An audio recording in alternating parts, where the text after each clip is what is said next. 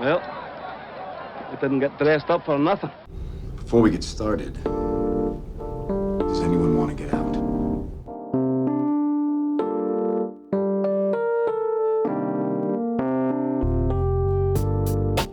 All right, hello, greetings and salutations. Welcome to You Gotta See This Man, the podcast where two friends introduce each other to new movies. I'm Troy. With me, as always, is Zach, my guy who I want at my back if I'm about to go in and try to win a big gambling score. So, welcome, Zach. How you doing? I'm doing well. I would say that I'm locked and loaded for this episode Gotcha. of You Gotta See This. Yeah, we are offering lots of hints as to our subject matter this morning, afternoon, evening, whenever you're coming to us. This is a podcast where we introduce each other to movies. And Zach, it's your turn to introduce me to a movie. So why don't you tell us all about what movie we're going to be talking about on this episode? You know, as a side note, I'm always curious, when someone that I've known for so long hadn't seen a movie. That's part of why we do this podcast. And it's one of those, in this case, is not unique in that vein, because I would have assumed you would have seen this movie. Oh, yeah? Yeah. I don't think I was aware of this movie's existence until you recommended it. Right. And I have been preaching the genius of this movie for now 2 decades. Well, I'm always quite curious. It's definitely not one that was as publicized as some of Guy Ritchie's other movies, which is the director of the movie that we're about to be discussing, which is his 2005 movie, Revolver. In every game and con, there is always an opponent, and there is always a victim. Jake Green got out today. 7 years goes by quick. Are you sure this is a good idea? He owes me and he owes you. Now he has to pay. It's cause and effect. Rule one of any game or con. You can only get smarter by playing a smarter opponent. I've been warned if I let you sit down at this table, I might regret it. I'll toss you for everything under your chin. You're on. Where was security? They gassed him. It was impossible to break into. What obviously wasn't impossible to move, now was it, Paul? You don't even use that safe. Sam Gold's powder was in there. What's rule 2 of any game? The more sophisticated the game, the more sophisticated the opponent. Mr. Gold doesn't give more time, and he doesn't give second chances. No one sees gold, but gold sees everything. To Sam Gold, I found myself chained to. When the opponent is challenged, it means the victim's intelligence is questioned. Pull the troops together. There will be consequences. You think I'm afraid of the consequences? No one can accept that. We know Green's behind everything. Hurt him.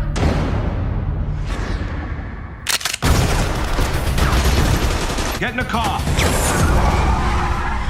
I wanted you dead, I would have shot you already. Sort of never misses. Something is very wrong here.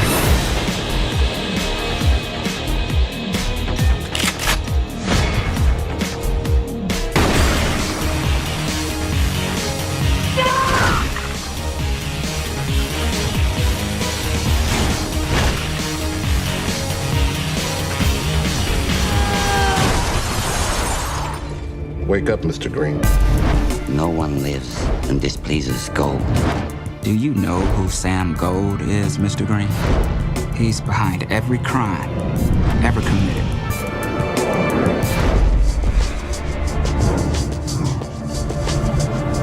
You'll always find a good opponent in the very last place you would ever look.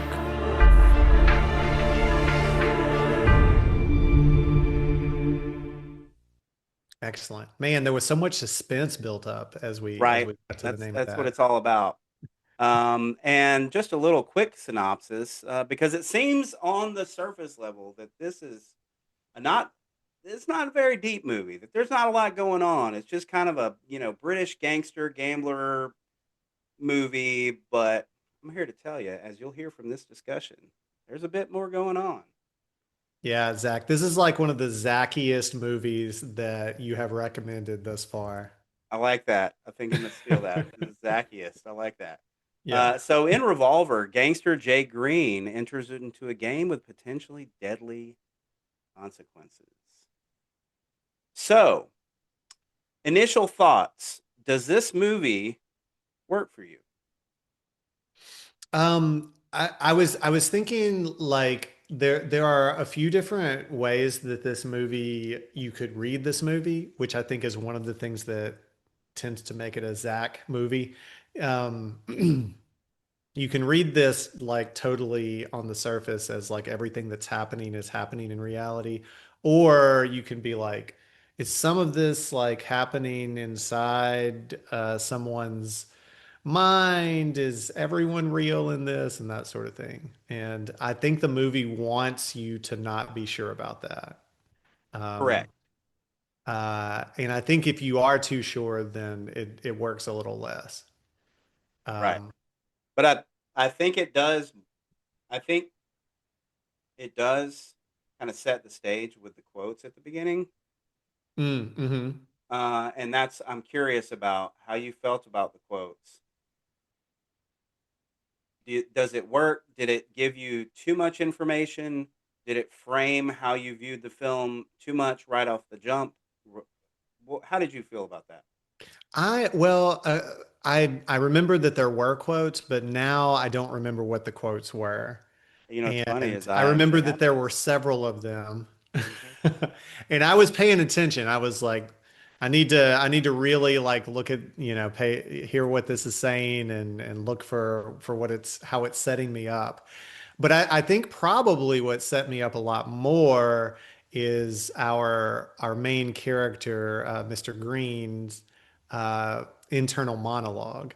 Okay. And Yeah. Jake Green is played by Jason Statham, who I would not have known was Jason Statham if I didn't know already.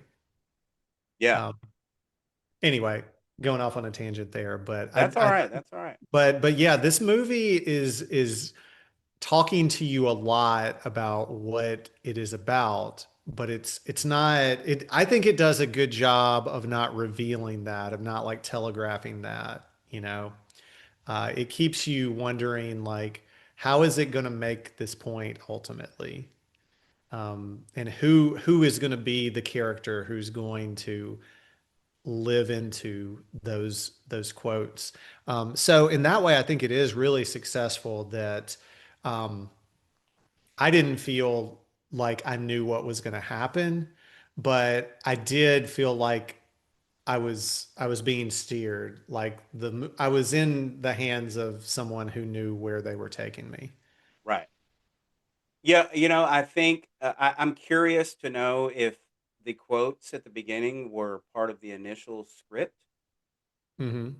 or was it something where we're going to have to lay some stuff out for people to kind of have a general idea of navigation through this. Yeah.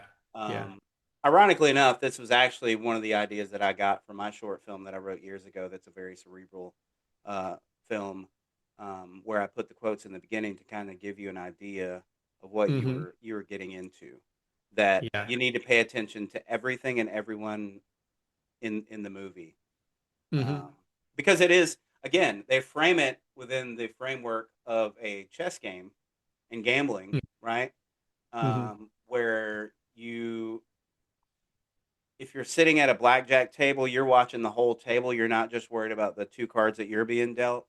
You're Yeah. playing your game. You're protecting certain elements, just like in chess. You're protecting elements on the board. It may seem like one move is just one move, but really it's a whole lot of moves. Uh, Yeah. Yeah. So Jake is good at winning in cards and chess, it seems like, but he's not really winning at life. mm-mm. And I think that's one of the conceits to it is like this is how he figures out how to win at life.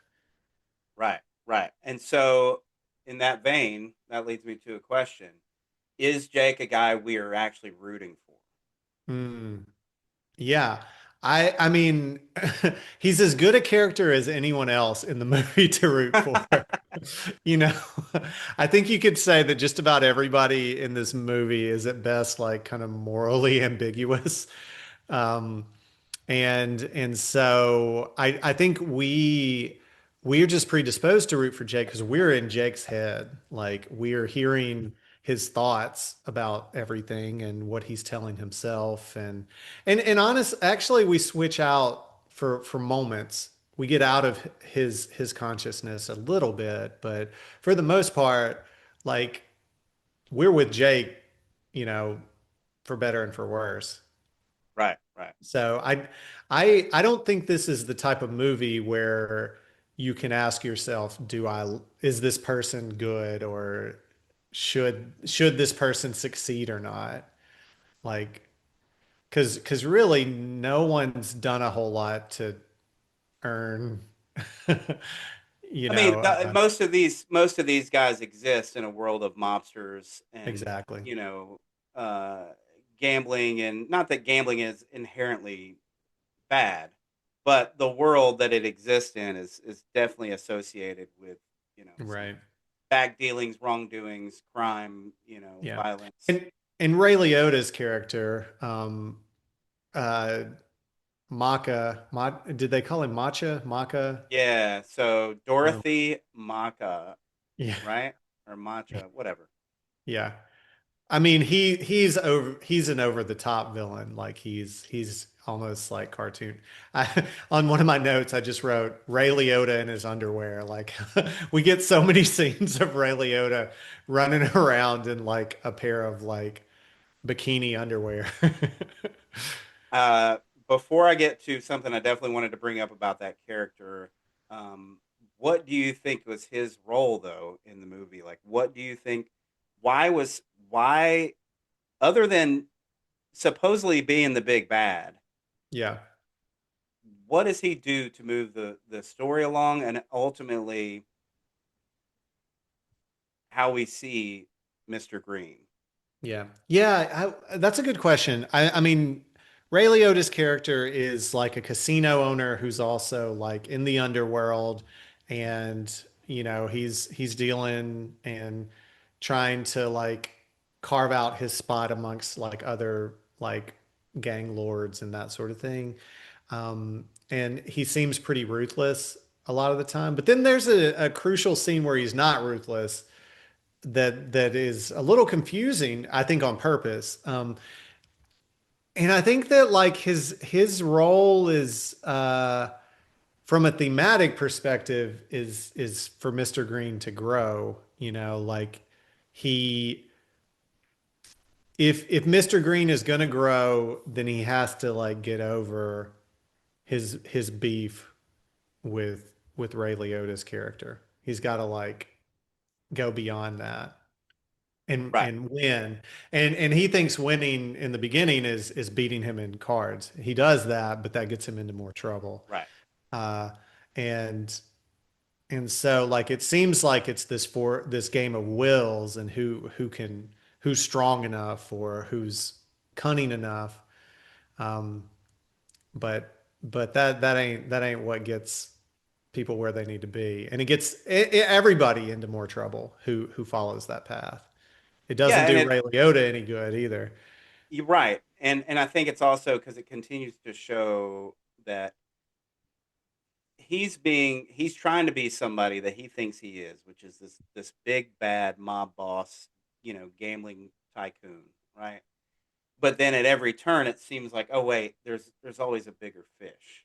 You know what I'm Hmm. saying? He's Yeah, almost yeah, just as much caught up in the roulette wheel as yeah, everybody else. yeah. There's the Mr. Gold character who Right.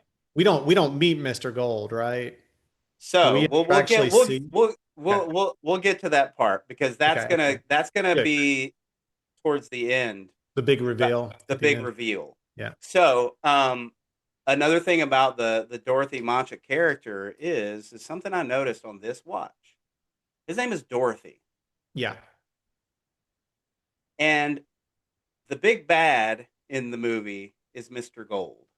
Okay, okay. I think I see where you're And the going. path that he's caught up in this whirlwind, it's almost like he's caught up in a storm, right?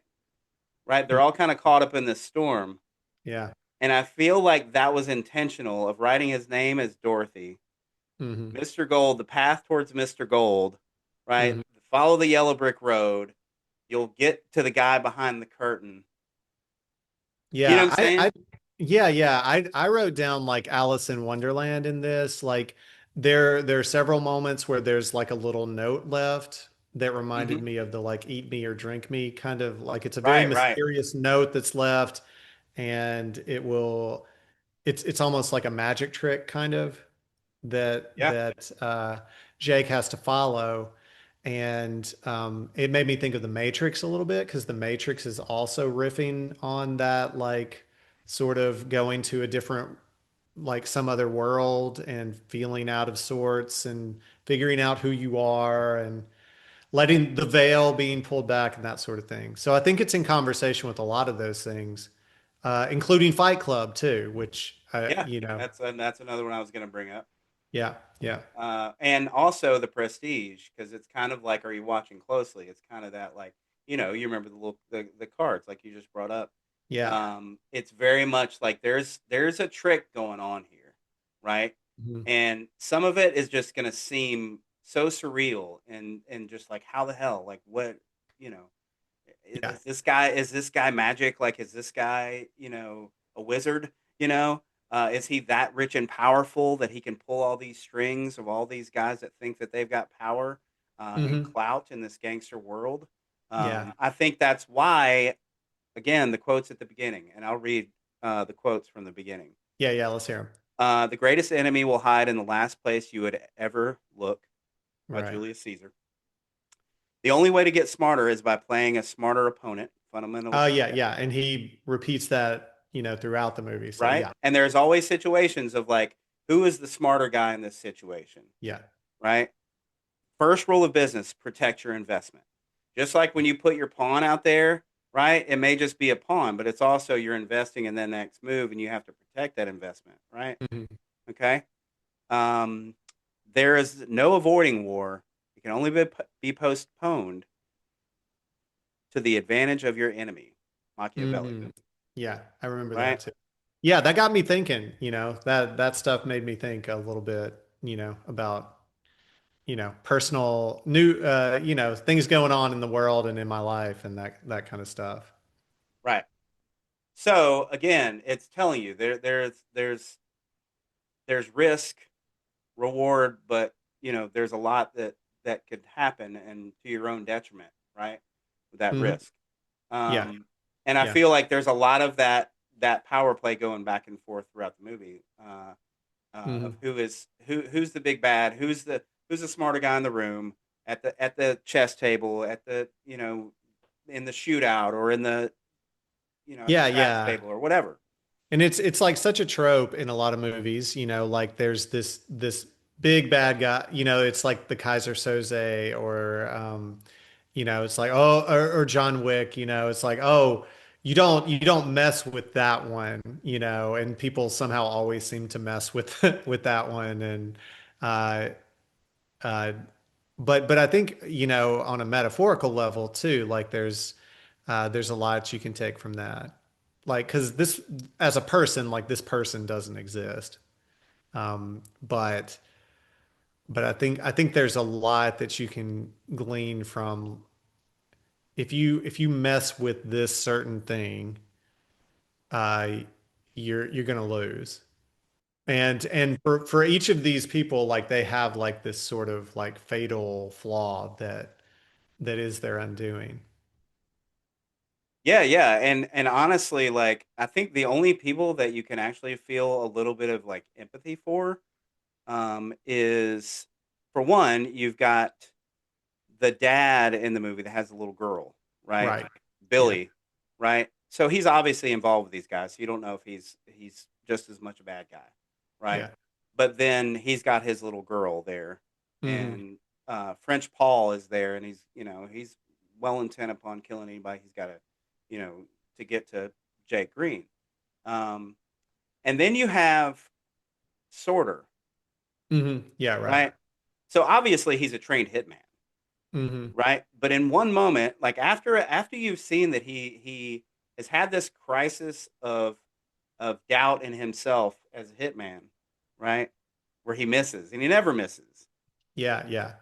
he has that moment where it's kind of a callback, which ironically enough, this was co-written by Luc Besson, who directed Leon, where it's Hmm. like no women, no kids, and this hitman in the middle of all this murder, Yeah. before there's a major shootout, he protects the little girl. Right, right.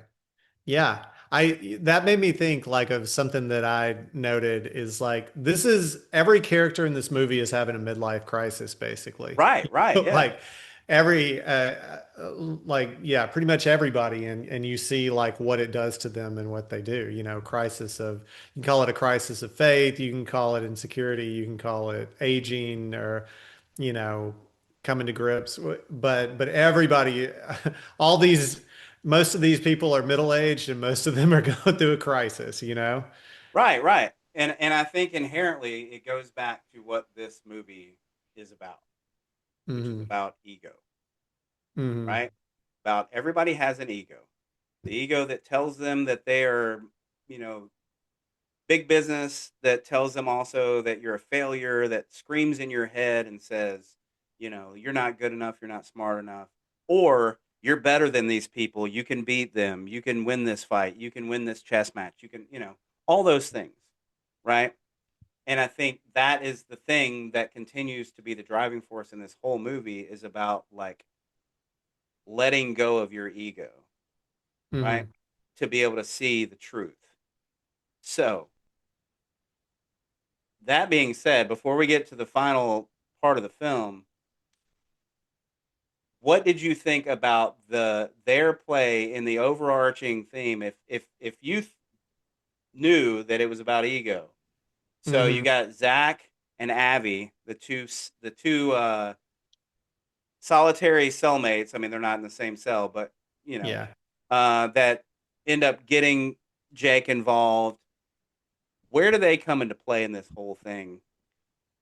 And did they exist, or That's the are they? question, Is right? it part of the greater mastermind of the entire movie? Yeah, yeah. And this is where it really is like, is this Fight Club? Um, there's a few things that I think about this, and like this is where it gets the shakiest, I think, as far as like, does it work or not? Because you really have to, you got to buy into the conceit of this that Jake, these two people kind of come out of nowhere to rescue Jake, but he owes them and he has to kind of like do their bidding for them to protect him. Um, and he reveals like a lot of things to them, and then he comes to find out these were and spoiler if Yeah, you right. haven't watched this movie. But you come to find out these two were cellmates next to him, and he tells this big elaborate story about how they kind of fleeced him and taught him all this stuff, but they were going to escape, and he didn't get to escape with them. And and the big reveal is that like they're the two cellmates, and it's really kind of this moment of grace where it seemed like they were really exploiting him the whole time, but they were like offering this sort of like enlightening experience for him. Um, and so like, I think the place where it got a little shaky for me is uh, kind of believing that these two somehow were badder and more equipped than the rest of the whole gangster universe. Like I think Vincent Pastore, I think he plays a gangster in everything. Um, and this is one of Andre 3000's first roles.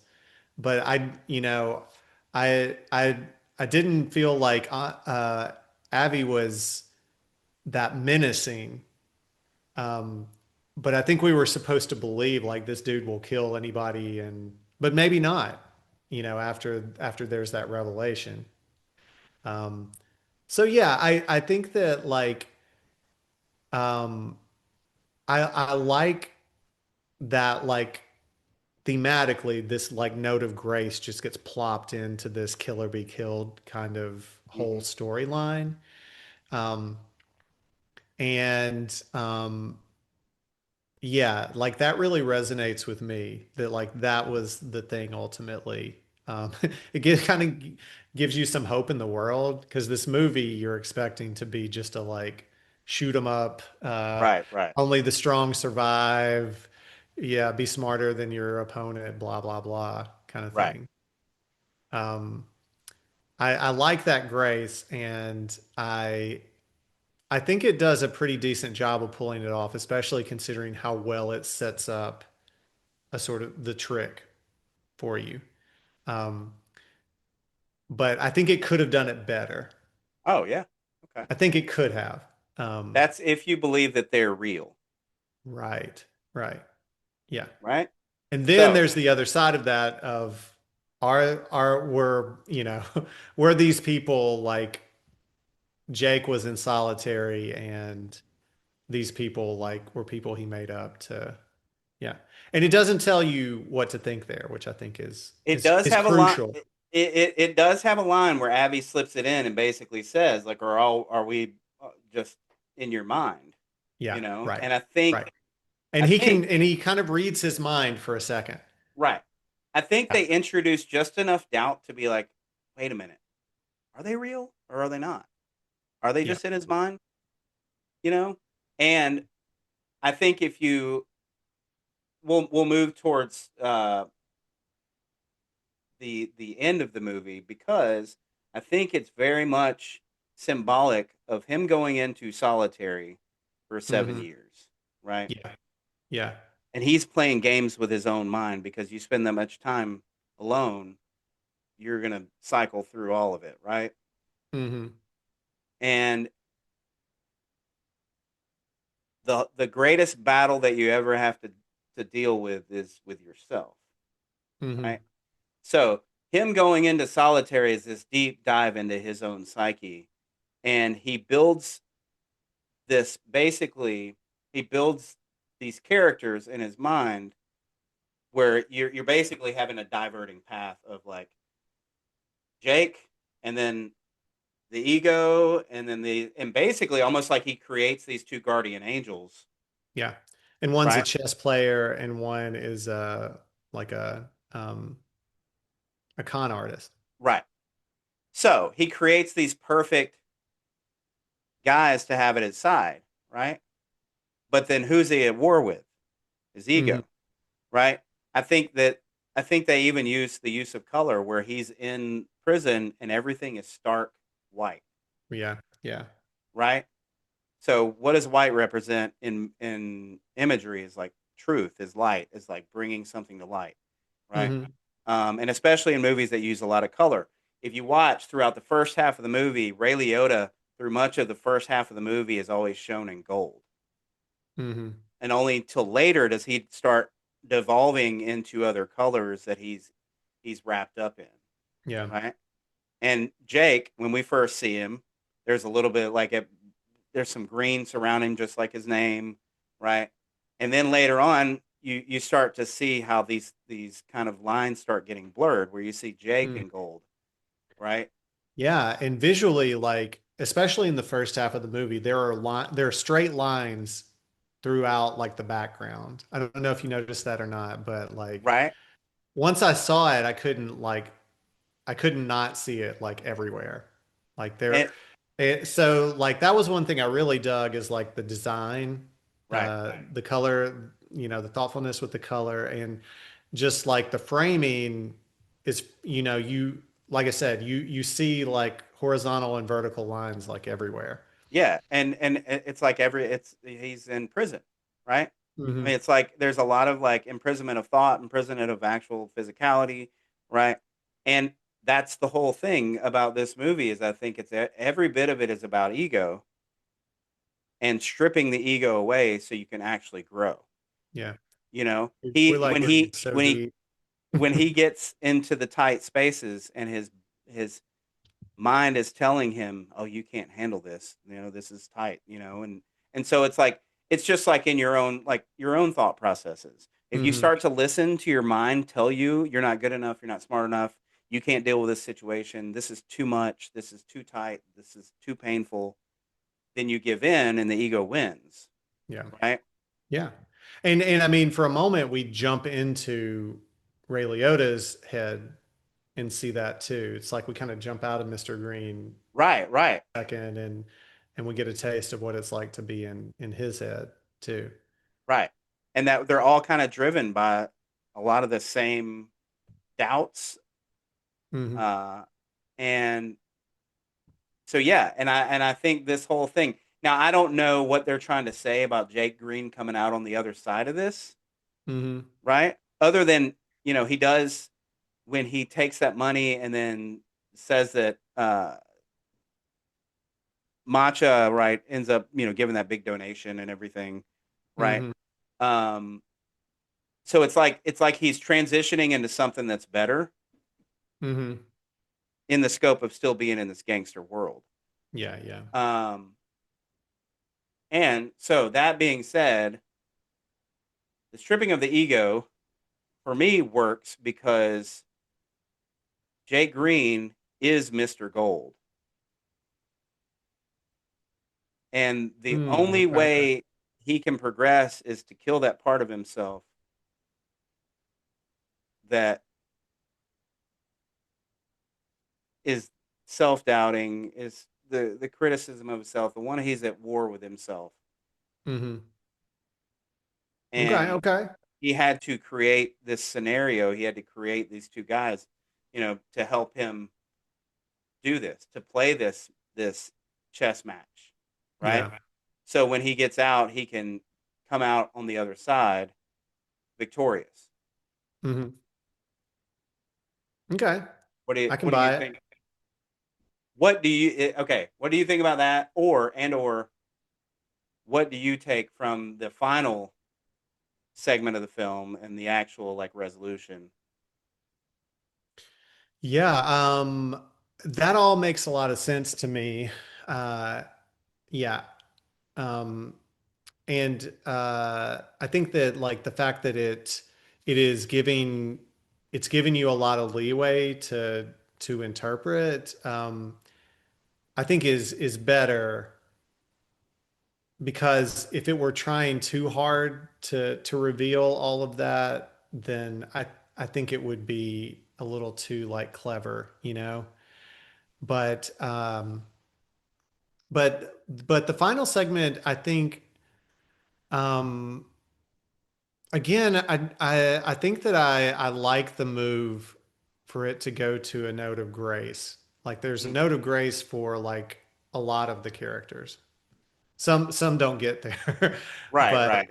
but but you see it. I think like the inner monologue is talking very specifically about winners and losers and about how you defeat something. And but what you're laying out as far as like that being a sort of inner battle, you it at the end it's not just like one person wins and everybody else gets killed or is totally like, there's grace offered in weird ways to many of the people still left standing. Yeah, yeah. Well, and Uh, I think that, Jake standing there saying to Matcha, like, you know, basically coming to him hat in hand, right? yeah. Because his war is not with Matcha. His Hmm. war is with himself. Yeah, yeah, And I think he could have easily killed Matcha. Like he could have just killed him. yeah. And Matcha could kill him too, Right. But then he leaves him standing there saying, "Fear me," and you can see him crumbling. And Hmm. his the mask that he's created for himself crumbling. As Yeah, Jake has basically stripped his own mask and kind of grown. yeah, yeah. And I think that's the place where it gets where for me it's the hardest to make the leap is because like as an allegory like that, I think that message is a real interesting one to grapple with. And it takes on this really difficult challenge of putting it within this world of kill or be killed. Right. And these characters have really established themselves to be killers and to be ruthless. And it's hard for it to be convincing that like that would be the move that they would make at the end. Um, and I think I don't think it totally doesn't work, but I think that like it's hard to go there all the way, you know. Like I like on an allegorical level how that confrontation between Matcha and Jake go. But I don't know if I totally believe, based on what we've seen from those characters, particularly Matcha, if that's like really how it would go. Hmm. But but I like the turn, if that may, you know, if those two things can like be present at the same time. Okay. Yeah. Yeah. So, how far along did you start to realize, okay, there's a whole lot more to this film? I mean, I think that it like it gives you hints at the beginning. I think like the little note cards and stuff like that, that's out of the norm for this type of movie. Hmm. And so it's sprinkling it in at the beginning, and then to me it was a gradual sort of realization. I think, you know, another big moment is when Avi is kind of reads his mind. Yeah. You know, and I'm like, huh, what does that mean? And, you know, that got a little bit closer.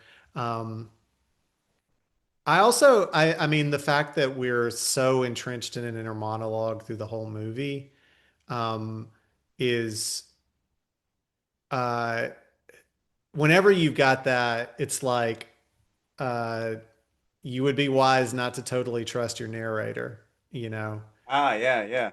Uh, and I really like the choice of having the inner monologue. I think like there are some movies that like really overuse it or Or it's take just some not even, yeah, shortcuts with it to yeah. do things heavy lifting that the movie can't handle. But I think it's pretty well done here.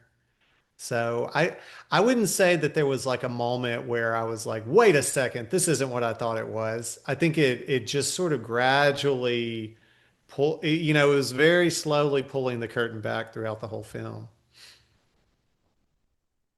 Yeah, yeah. Because I mean, again, it also ends up being about what you think actually transpires by the end. Yeah. You know, Yeah. is it the Avi and Zach? Are they real people? Is this Mr. Gold still out there?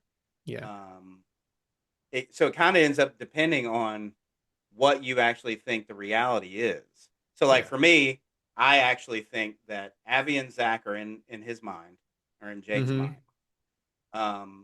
That the whole movie is about him confronting his own ego, and that he's actually Mr. Gold. Hmm. Where kind of like, for anybody that hadn't seen Fight Club, I apologize, but like in Fight Club, where the reality is there was never a Brad Pitt, there was never him as Tyler Yeah. Durden. Yeah. Ed As a Norton was person. Tyler Durden the whole time, Yeah. right? He was the mastermind, always the mastermind, Right. Right.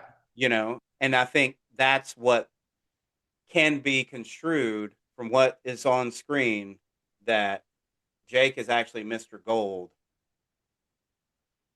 and Hmm. this elaborate setup has been basically him playing chess against himself. Mm. Yeah. Yeah. I think that's super interesting, and I see the possibility of that. Hmm. I got questions about like who's driving the car and shooting the people that like come and rescue him, and you Well, know, and those that's sort of where things. Like, that but that's where I like it's like I'd like to just kind of like not commit to either not one, commit. Yeah, yeah, yeah. and just Well, be like, and yeah, who's to say, in you know? the in some movies, they'll show when they're doing that kind of thing, where it's like you're not sure if the other Yeah. person's actually Like there. the They do Sixth like, Sense, you're like, no, wait right, a second. I yeah, totally, and then you're like, no, but actually, no, actually, yeah.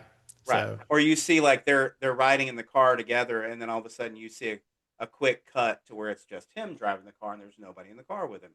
So like they mhm. didn't do that. They left this Right, a little more right, open to interpretation of like, right. we're planting the seeds to where you can actually think, you know, both ways. Yeah, yeah. So, So, did the movie work for you? Yeah, overall, I am positive on it. I'm glad that I watched it and added it to my repertoire. Um, I think it the things it does well, it does well enough that the places where I felt like it could have done more, like I can forgive that.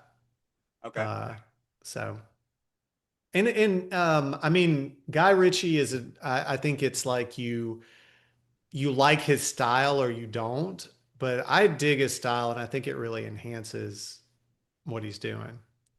So I Yeah. think that helped it a lot too. Well, yeah. I mean, you really know for the most part with a lot of his films, like you can see his style.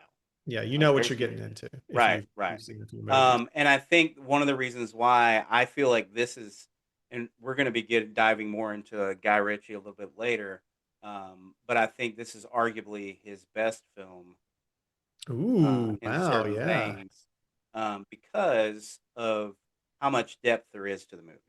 Hmm. Because several of his movies are like there's a lot going on, and they do keep you guessing, but it's like Yeah, it's there's just like not action and suspense. right. There's not a deeper, more introspective level to what's happening in the story. Yeah, yeah. Right. Yep. It may be clever, but we're not diving deep into what's actually going on inside the main Yeah. character. Yeah, yeah.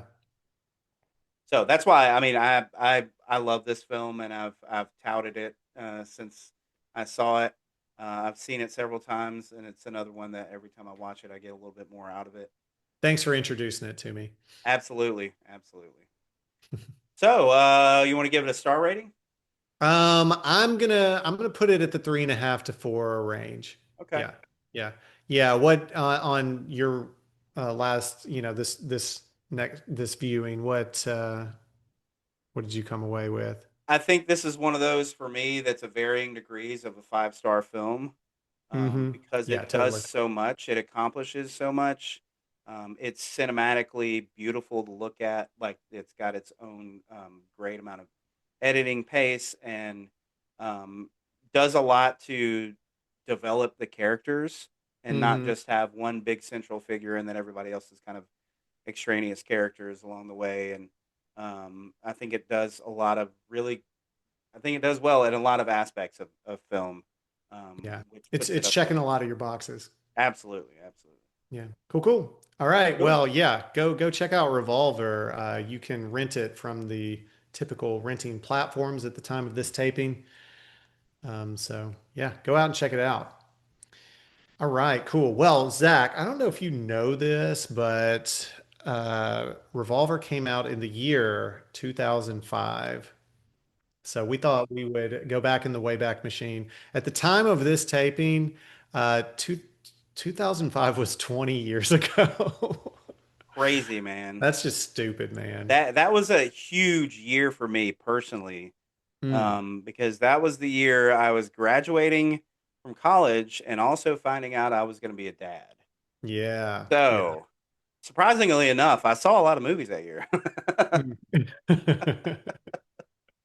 Yeah, yeah. So 2005, the movie year. We're gonna have some fun and do a movie draft from the year 2005. Zach, I want to tell you, I want to refresh your memory and all of our listeners' memories about the movie year 2005. Let me give you a rundown of the 10 highest grossing films. Tell me as we go through if you caught this one or not. Number 10, Mr. and Mrs. Smith, Saw it. one that got Brad Pitt and Angelina Jolie together. Number 9, Madagascar. Oh yeah, definitely saw it a bunch. Number 8, I think I know the answer to this one. Batman Begins. Have you heard of that one? Is that the one with Adam West? Yeah, it's only the one you talk about all the time, Uh, man. Number 7, Charlie and the Chocolate Factory. That's the Tim Burton, Johnny Depp joint. yeah, saw Number that. 6, Wedding Crashers. Are you a Oh, Wedding so good, Crashers fan? so good.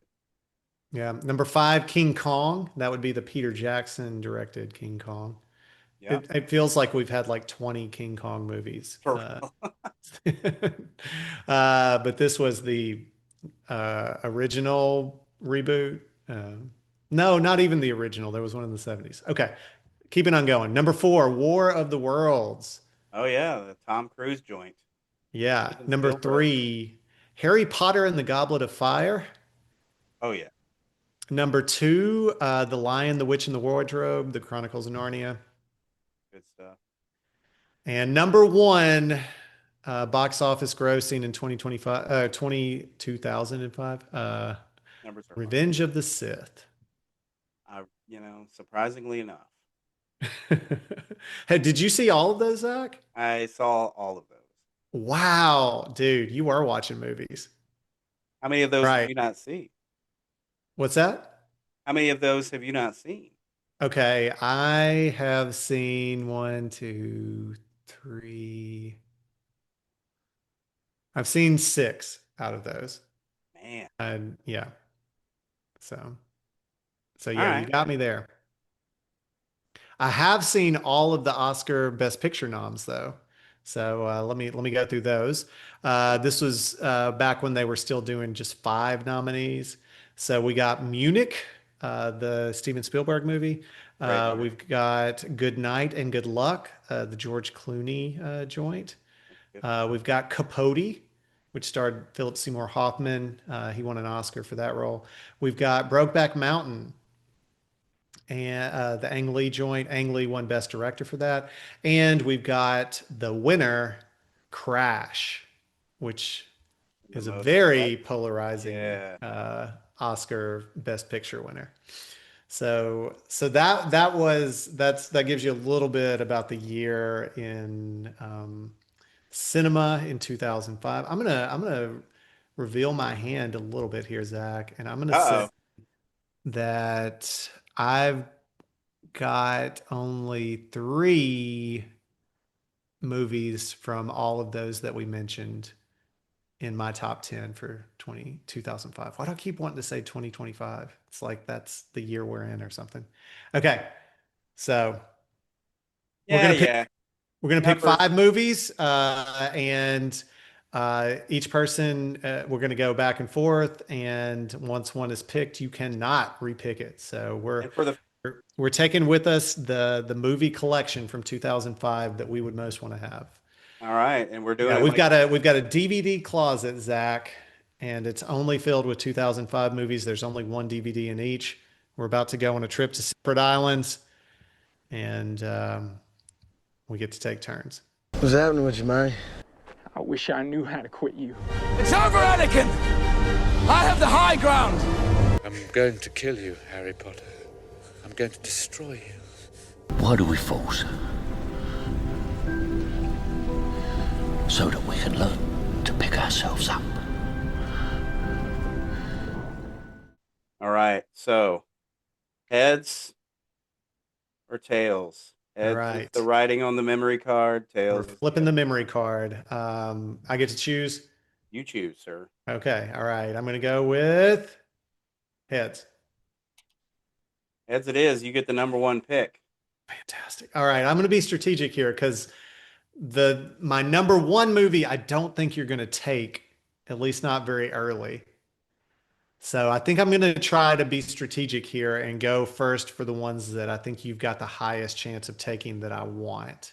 Okay. All right. Okay. All right. So my first choice, this is, man, I feel crazy making this choice. But it is Kiss Kiss Bang Bang. Man. Directed by Shane Black, starring Robert Downey Jr., Val Kilmer. I liked this movie so much when I watched it, and it's been a while. I think it's probably been close to 20 years, but that's my first pick. Kiss Kiss Bang Bang. That is definitely on my master list for this draft. Yeah, but it was not one that I would have taken number 1. Okay. But that is a great film. That is a really great film. I think that one kind of started some of the like Robert Downey Jr. kind of like renaissance, right? I think you're right for sure. Yeah, good stuff. So, this is one where I'm just swinging for the fences because it is like, I mean, it's huge in my movie fandom. It's part of a huge dynasty of films. Yeah, I think I know exactly what you're going to pick. And it's arguably my favorite of the the films that are in canon, so to speak, if that tells you where I'm going. Mm-hmm. So I'm going to be going to a galaxy far, far away. Okay. I'm going to take that ride with Anakin Skywalker becoming Darth Vader in Star Wars Revenge of the Sith. Yeah. I rewatched that this year because it was an anniversary, and man, that movie is doing some like it knows some things. It's doing a lot. It is, you know, that's why I've always argued it does more than any other Star Wars film. Uh, Yeah. and yeah, good stuff, man. Yeah, solid choice. Okay. Number two, what am I going with here? I'm going to pick this is my number two movie of the year. Uh Kung Fu Hustle, directed by Oh Stephen wow, Chow. Yeah. that's a good one. I saw that in the theater. That's good Yeah, stuff. dude. I'm feeling like the action and the fun level on my picks so far are pretty solid. But Kung Fu Hustle is just bonkers and so much fun, and so it's so full of action. Yeah. All Man, right, what you got that's a for good number pick. two? So there's several on this list that are like they're big names. And there's one that doesn't have as big of a name or a big of a following. Mhm. But I believe it might be one that you might take at some point. I know that a friend of ours is the one that suggested this movie. And Mm, I don't know in what setting, whether he told me or told all of us or whatever, but okay. I've got a guess on this. I'm gonna go out and take this because I feel like it's one of the best westerns of all time. Ooh, A okay. western set in Australia called The Proposition, directed Oh, by okay. Nick Cave, suggested by our friend Steven. Oh, wow. So this is maybe in another case where I'm like, no, we're definitely both going to have seen this and like put it up there, but maybe not. Uh, Uh, have you have you seen The Proposition? I have not seen The Proposition. Wow, Steven, if Yeah. you're listening, you know Sorry, what to do. Steven. So Uh, sorry. it is a western starring Guy Pearce, and it is bloody. It is gorgeously shot, and it is one of the most underrated westerns that I've ever seen. It's really great stuff. I recommend catching up with it at some point. Yeah. Yeah. Cool.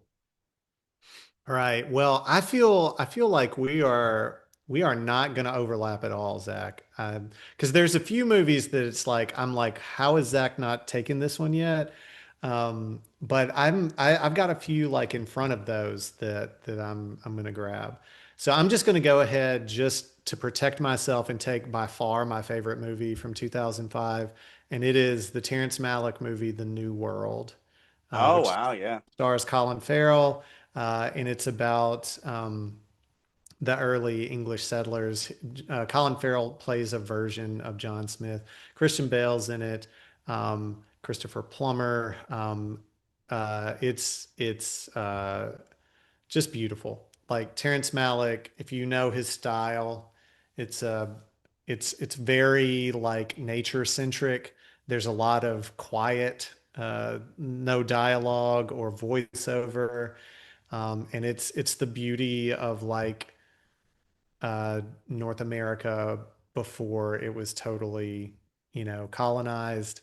Um, and it's also a lot about life and death and mortality, as Terrence Malick tends to ruminate on. I can't do it justice in a description, but it's incredible. So, New World. Yeah, great movie. I mean, one of the most gorgeously shot films. Just beautiful film to watch. Yeah, Painful but beautiful as well. yeah, yeah. I mean, I guess with my next pick, if you're going with your, favorite movie from that year, other than Revenge of the Sith, this would be my favorite movie from that year and one of my favorite films of all time, which would be the movie directed by Liev Schreiber, Everything is Illuminated. Uh, Oh wow, man! I didn't realize I I missed that when I was going through the list. so Dude, I man, if have I just talked wanted to screw with you, Zach, that would have been like my that first pick. right, and I wondered if that would be one that you would put on there, and I also wondered Mhm. if I should take it because I was like, he may not even come close to putting that one on there. So, but again, I would not have a draft of that year without that movie. I mean, Yeah. I've spoke at great lengths about that movie, and it's fantastic. Yeah, yeah. No, it would definitely be in my top 10 if I had seen it on the list of If I had 2005 remembered that it was, yeah, movies. I'm gonna have to go that's all back right. and edit That's all right. That's all right. my top movies of 2005 list now. Right? Sorry, Batman Begins. You're out of the top 10. Yeah, that's what I was. That's exactly what I was thinking. Yeah. Okay, man. Wow. Yeah, dude. Yeah. That would be one I would be seriously considering in competition Hurting my if feelings. we were actually in the DVD closet. Yeah. Okay. So you got three, I've got three. Where am I going now? Man, I've got to decide for this draft. Do I want to continue, I mean, with my like heavily action, fun, sort of centric choices, or do I go more prestige? Mm. Um, hmm. Okay. Okay. I'm ready. I can do this. All I'm right. gonna I'm gonna pick uh the Joe Wright Pride and Prejudice. Oh wow. Yeah. I just saw it this year and I'm on board with it. And I know that this is not everybody's version of Pride and Prejudice. Um, but honestly I haven't seen the Colin Firth BBC. So I'm just ignorant to that one. So forgive Yeah. me if you think that this is a stupid choice. We'll Uh, allow it. We'll allow yeah, it. have you seen this one? I I would say at this point I could consider myself a Joe Wright fan because there's enough movies of his that I've really dug, and yeah. this one might it may I like Hannah probably better, which we visited earlier, but man, Mhm. this one's probably really his best. I've heard great things about this movie, and I've never watched it. Yeah, yeah, So, it's a solid watch. So, all right, Zach, we're closing in. What's your number four? so this list is this is a time in which there were so many movies coming out, a lot of great indie movies, a lot of great big name blockbuster movies, and it's hard, man. It's really hard to decide. Uh, do you go with the smaller movies that have made a long term impact on independent film, or Yeah. do you swing for the fences? Um, Yeah, because we've got some big movies out there, both in prestige and in just like action and stuff. right, right, Like some box office stuff, yeah. Yeah, and it's hard to know where to go. I think in relevance to the times that we're in, my next pick thematically aligns with some of the common ideas and circumstances being discussed and taking place in the world that we live in America today. Are you thinking about 40-Year-Old Virgin? Yes, that's actually where um, we're gonna be going for V for Vendetta, directed by the Wachowskis. Oh, V for Vendetta. That's another one that I just totally looked over. Yeah, I think very highly of this film, not just because of the political alliance with what's going on, because obviously, it's scary times and there's some history has told us a lot. But this film artistically is a great film. I love the performances by Natalie Portman and Hugo Weaving.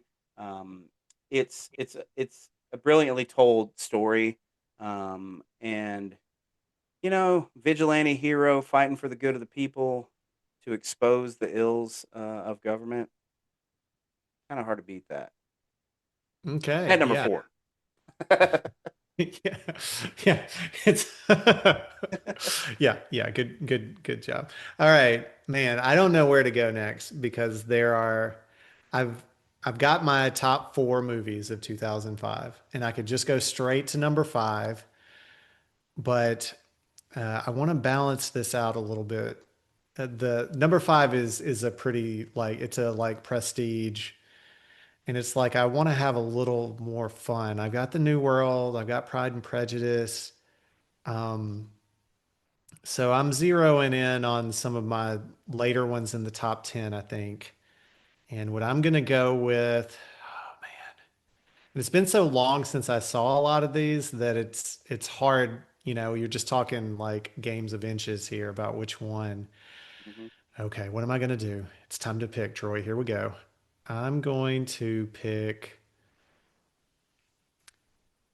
I think just to totally change the like vibe of it, I'm gonna pick uh the Craig Brewer film Hustle and Flow. Oh, I looked at that multiple times thinking, should I include that on this list? Yeah. It's hard out there for a pimp, It Zach. really is. It really Uh, is, man. one of Terrence Howard's sort of breakout movies. And man, it's a movie that like I wonder, I saw it like pretty early after its release. I don't know how it holds up uh in 2025. So if I went back and watched it, I might have there are some problematic things in it, but I think Craig Brewer is like he knows that they're problematic, and that makes a difference in a movie like this.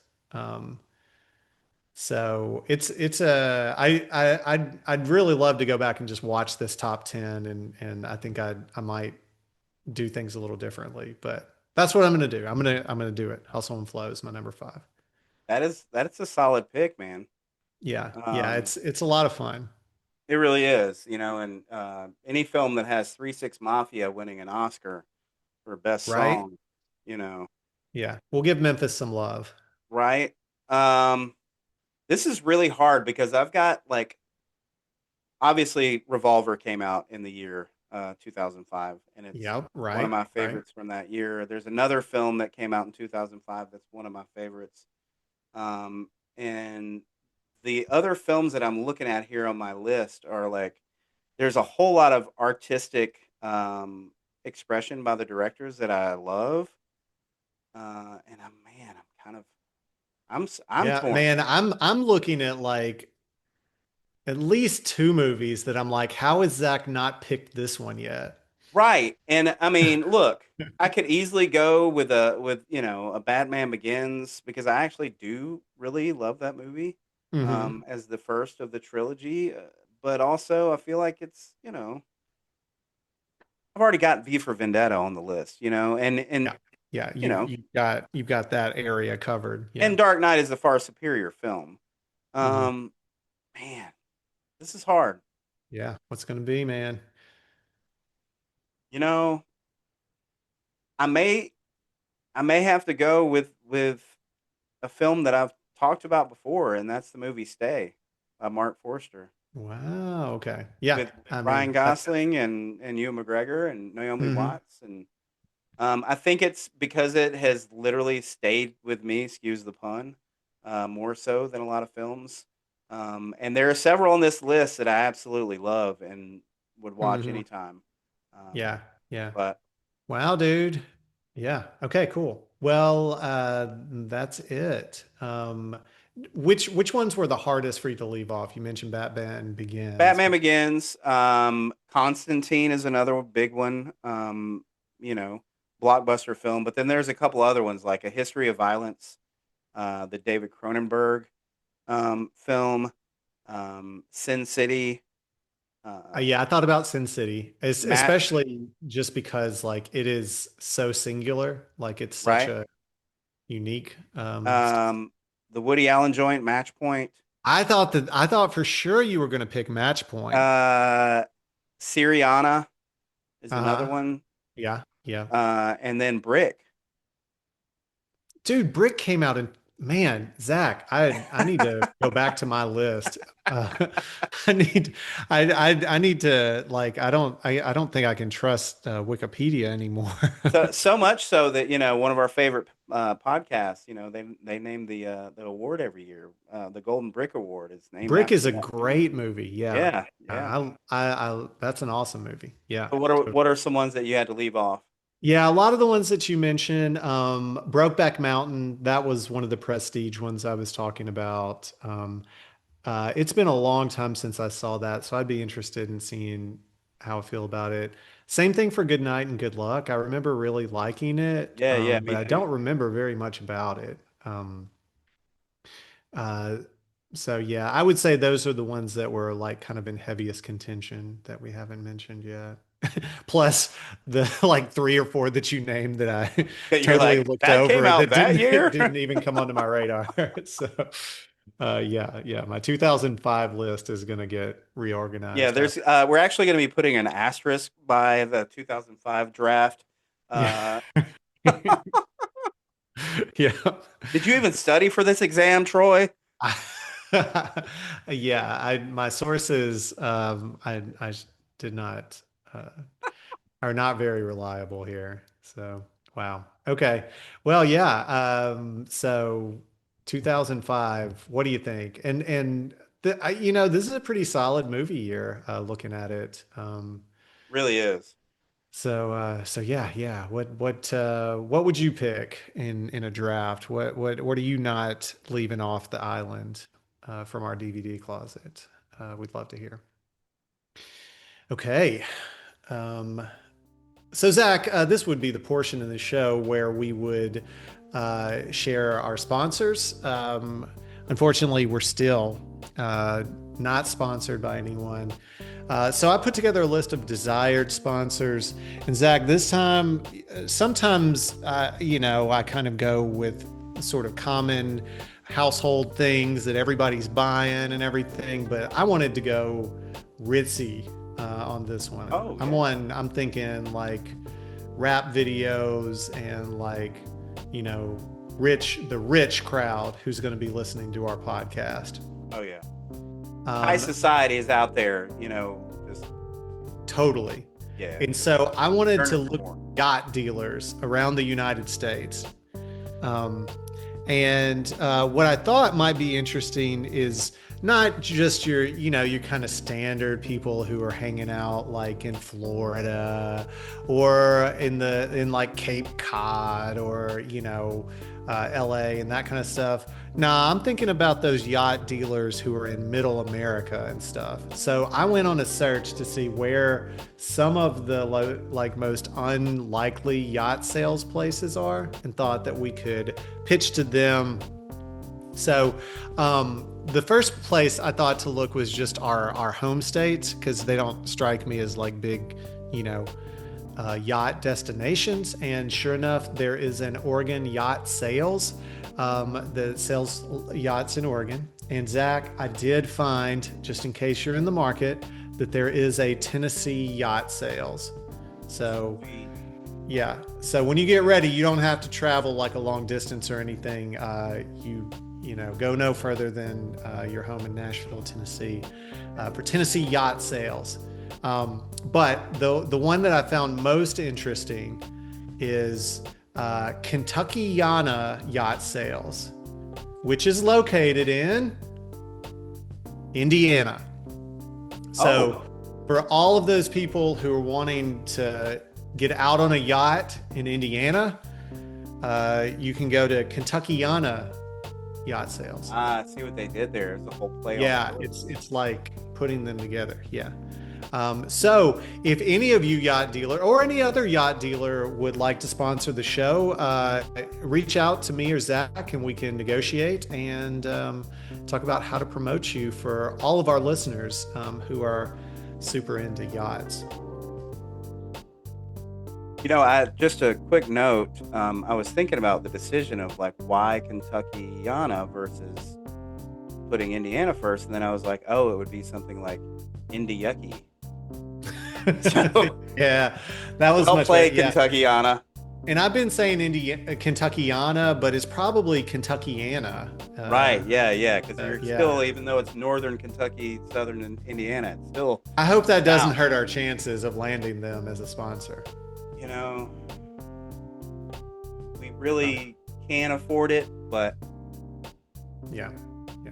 So, all right, Zach, what are we doing next? All right, all right. So, as discussed, the movie that we watched and discussed is a Guy Ritchie film, Revolver.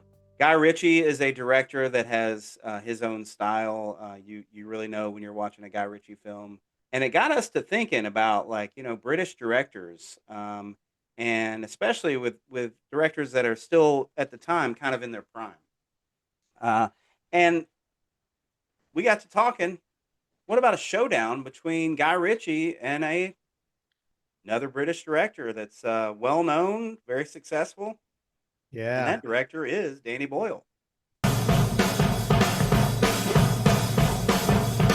Choose life, choose a job, choose a career, choose a family, choose a big television, choose washing machines, cars, compact displays and electrical tin openers.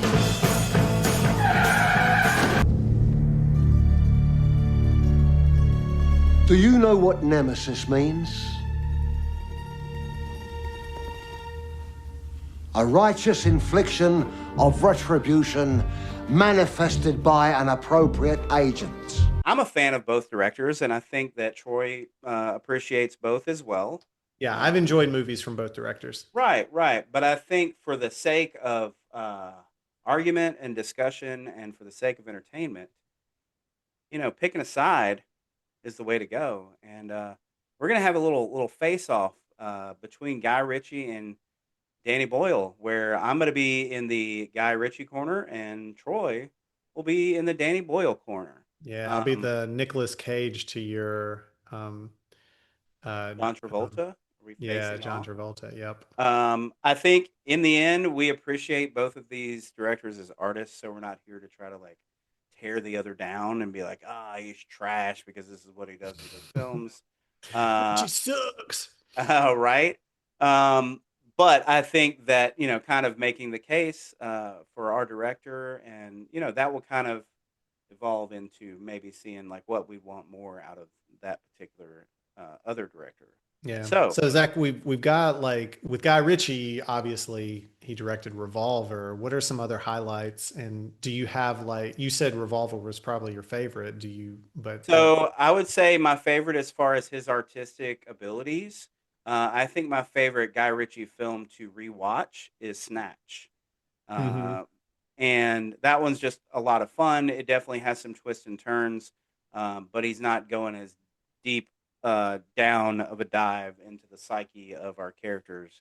But so that's one of the one that he's gotten the most notoriety for.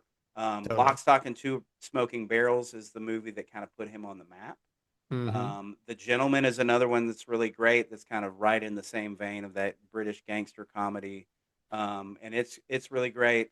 A few other big name ones: Sherlock Holmes with Robert Downey Jr. and Jude Law. Sherlock Holmes: Game of Shadows, which was the sequel. Then he has a few that aren't as well known, but I think are still quality. Ministry of Ungentlemanly Warfare, The Man from U.N.C.L.E., Rock and Rolla, and I probably won't mention the Madonna one at all. Didn't mention Aladdin either. Right? Yeah, I didn't even want to say the word. But you did it. You broke the spell. Sorry. But those are the ones that I got working for me in my corner. What about you with Danny Boyle? Yeah. So Danny Boyle, as you said, also British director. Danny Boyle really sprang onto the scene with Train Spotting, which was released back in '96, and he's a bit of a chameleon. Like he just goes to so many different places. I'd say other prominent films he's done the 28 either days, weeks, years series, like zombie movies. He won an Oscar for Slumdog Millionaire. And yeah, I'd say some other popular ones. Yesterday, where a guy wakes up and the Beatles like don't exist, and he's the only person seemingly who knows about them. 127 Hours, that tells the story of this rock climber, the true story, who is way out in the wilderness and gets stuck between two rocks and has to saw his arm off with a pocket knife. Yeah, the sequel to Train Spotting. And one of my favorites that's a lesser known is Millions, where these two boys find this bag of money from a bank robbery and they figure out what to do with it. And that's one that I really love. So yeah, Danny Boyle does all sorts of stuff. Oh, you didn't But even mention my favorite Danny Boyle movie, yeah, is it the Sunshine. oh yeah. What were you gonna say? The beach? Yeah, yeah. I love that one. Got to revisit that once a year at least. Uh, Yeah, Sunshine is one that I looked at and I don't know much about it, but I'm super interested in it after reading more. right on. Another one that I think is probably like a cult classic is A Life Less Ordinary. Yep, that's one that I've spoken about and love that Yeah. movie. Early Ewan McGregor, Cameron Diaz. So yeah, so I'm gonna guess that people who are into movies know and have probably seen at least a Danny Boyle movie. So you mentioned that Danny Boyle, what stands out to him is that he does a lot of variety of movies. Is that what kind of draws you to take in his side?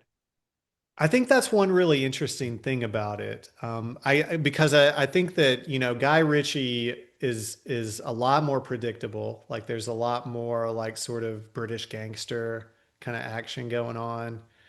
And Danny Boyle, I mean, the difference between say like 28 days later to Slumdog Millionaire to yesterday, like that's covering a lot of different ground. Right.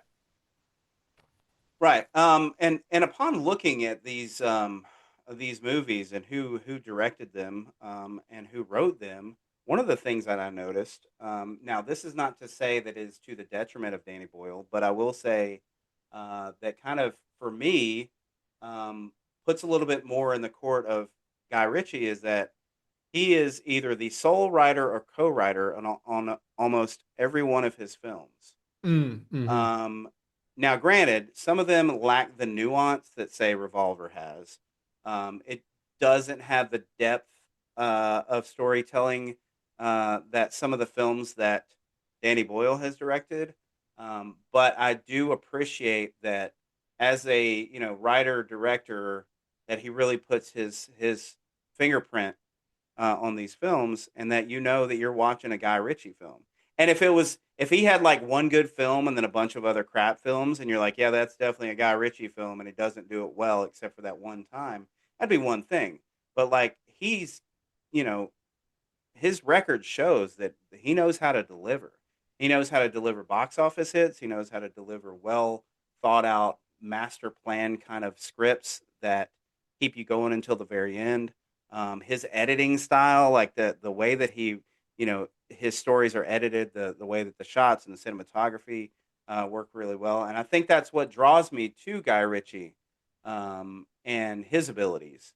Yeah, Um, yeah. I mean, if you say to somebody a Guy Ritchie movie, if you know exactly what that means. right, right, It's a very distinct directing style. Totally, totally. right. And I Now, think, I think Danny Boyle, I don't think it's to that extreme. And that's the thing that I like about him is that there are definitely some visual things that Danny Boyle does from movie to movie that like you can see a through line with. Like there's a lot of like editing that goes on, a lot of quick cut sort of situations that's not that different from Guy Ritchie. right, Um, and I mean, he messes a lot with visual, like with reality. Like, if you're thinking about Train Spotting and you know anything about it, there's that iconic scene where he like literally sinks into the carpet, into the floor, or falls into the toilet, right, like, and it's illustrating it's beyond it being just a great camera trick and special effects, like it's really trying to like get you into what it is like to be on drugs. It's giving you a visual of like what's going on inside this person's experience. And he does that, he uses visuals to do that in a lot of his movies. And the thing that's like all over the place is the subject matter and this, the story that's being told. Yeah. But there is like kind of a heart to like what he's ruminating on each time and how he's telling that story visually. Yeah, and I mean, again, we're pitting these directors against each other as if we don't care for some of their other films, but like we both love them. Mhm. And Sunshine is probably my favorite of any of Guy Ritchie or Danny Boyle's films. Mm-hmm.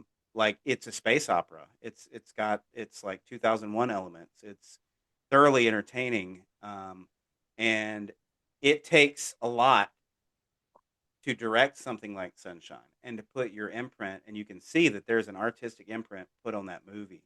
Yeah. Which is And why, like, if you're choosing a director, of course, it's not for us. It's not that simple. If I had to put it on a desert island, it'd be such a difficult choice to take away, especially Sunshine, versus the Guy Ritchie films. Now, would it be more fun to watch the Guy Ritchie films? Yeah, uh, but maybe, but like if you hold up, say like Train Spotting to Lock, Stock, and Two Smoking Barrels, fair. like those two movies are doing a lot of the same things and going to a Oh lot of the yeah, same places. yeah, totally. And I think that's what makes this an interesting discussion because when we say British directors, there's some things that you can see in a British director's film, Yeah, especially if they're they have both a super British. right, right, and that's what's cool about it is like it gives it its own unique style, and I think that's what I appreciate about both directors, and again, I've seen a lot of Danny Boyle films, several that I really love. Yesterday, I'm one of the people that actually really like that movie a lot, and it I gets dug it. Yeah, yeah. I'm it positive on Yesterday. right, right.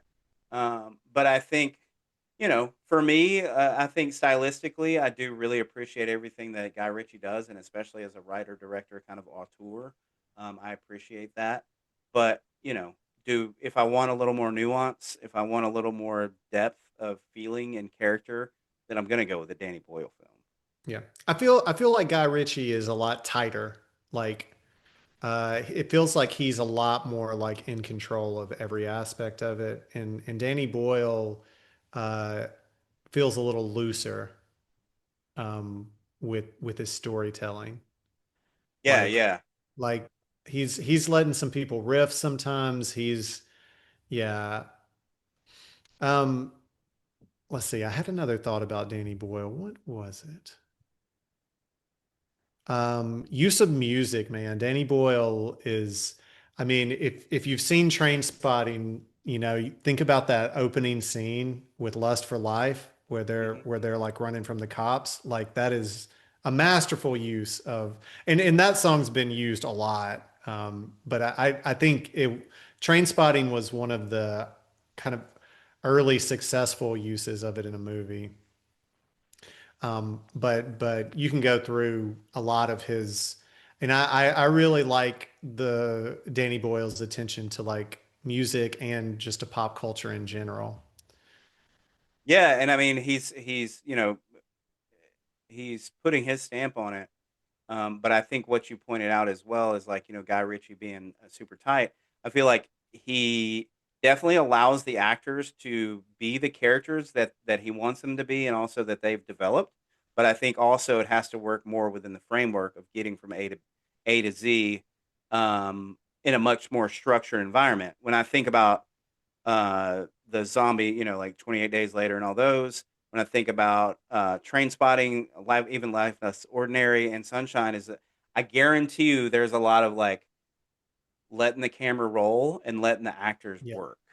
Yep. Yep. Like he gets the shots he wants, but like I want the characters to be able to do the work. Like I want these actors to really give me a performance Mm. versus like, well, this has to fit in this 3-second clip, and this has to, where I see that some of the Guy Ritchie stuff, yes, it works. If you're firing a gun, if you're firing like, everything, quick shots, quick edits, um, where Danny Boyle is like, we're gonna let this kind of develop Yeah. within a scene, within a segment of the film. Um, Yeah. And Guy Ritchie's framing seems like super thought out. We were talking earlier about the lines in Revolver, and it seems almost like he's really laid those out. Like they look exactly like the storyboard that he put together before that. Um, in Danny Boyle, it feels less claustrophobic. Um, yeah, yeah, in how he's um, theme wise in the movies. Like one thing that I've noticed in the Danny Boyle movies that I've watched is there's always like there's like a soft heart somewhere in that movie. yeah, Um, even Train Spotting, which, it's like a troubling movie to watch. yeah. Like I felt, like I felt a little disturbed after watching Train Spotting. Um, but like he gets down to like a softness like in most of his movies. Um, and I want to keep plugging Millions. That's one in particular where like just the heart in that movie is such a like important part of its success. Yeah, I wish I'd seen that one. Yeah, dude. Maybe it's going to come up in a future season. It's definitely a possibility. I another thing that I noted is like in Danny Boyle movies, in Train Spotting, it's obvious this, but I think it's a through line through a lot of different movies of his. There's this tug of war between euphoria and danger. Like there's always it's any of his movies like there's something that feels really dangerous in it, like legitimately like harm could come, but there's also the characters in it are walking this balance where something is giving them like this real like transcendent sort of experience. And that may be in the form of happiness, that may be in the form of drug use, that may be, in a lot of different ways. But there's like a euphoric sort of escape from the danger at different spots in that. Or vice versa. You get dragged out of the euphoria into like some serious danger.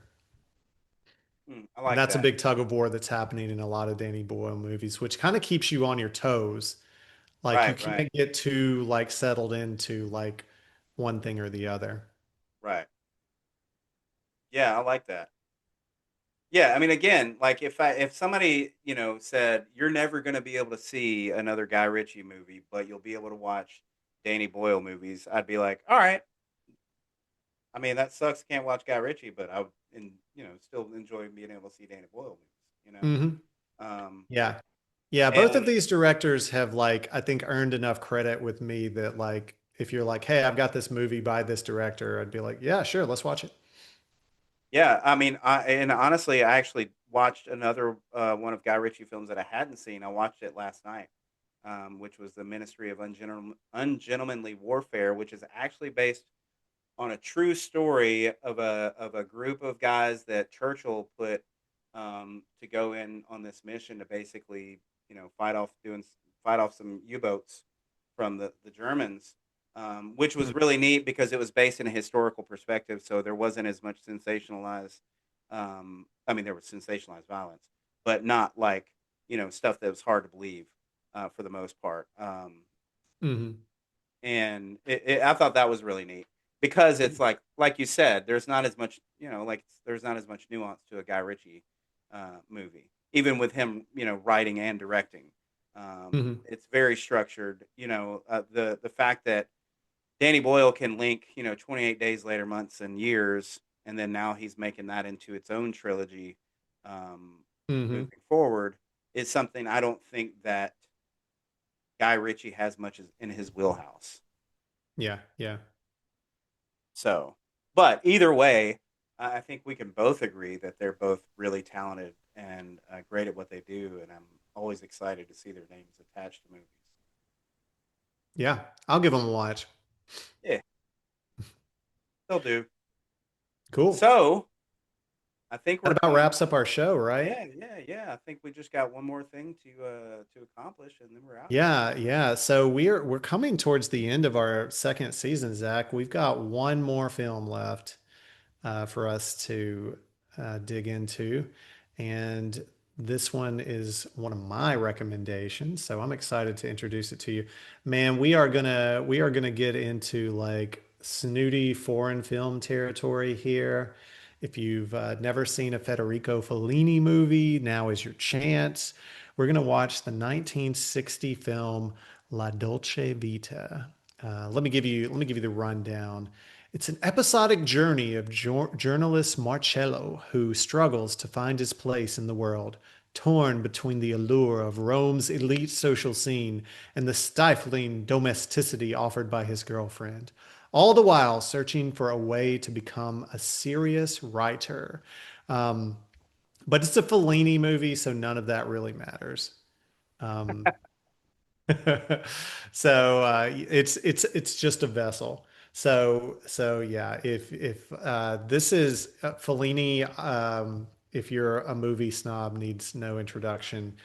Uh, but this is my like I don't know if sentimental is the right word. It's my personal favorite, and there's several Fellini movies that people will put as like the best. This is my favorite, and it's been a long time since I saw it, so I'm interested to see what I feel about it watching it again. So yeah, Zach, get ready. We'll probably butcher an Italian accent a little bit on this episode, and um, enjoy some 1960s Italian cinema. I cannot wait. Fantastic. All right, well, cool. Well, thank you for joining us. Hope you have enjoyed our movie banter. Get out there, watch some movies, and until our next one, I'm Troy. This is Zach. Take care. We'll talk to you next time. That's it, man. Game over, man. It's game over. If you have any suggestions or thoughts, you can email us at the letter U, gotta, letter C, thisman@gmail.com. Follow along with our show page on letterboxd.com, as well as our own individual pages. Music for the podcast provided by our good friend, James Hearn. We look forward to having fun, talking with friends, and reviewing some movies. Join us.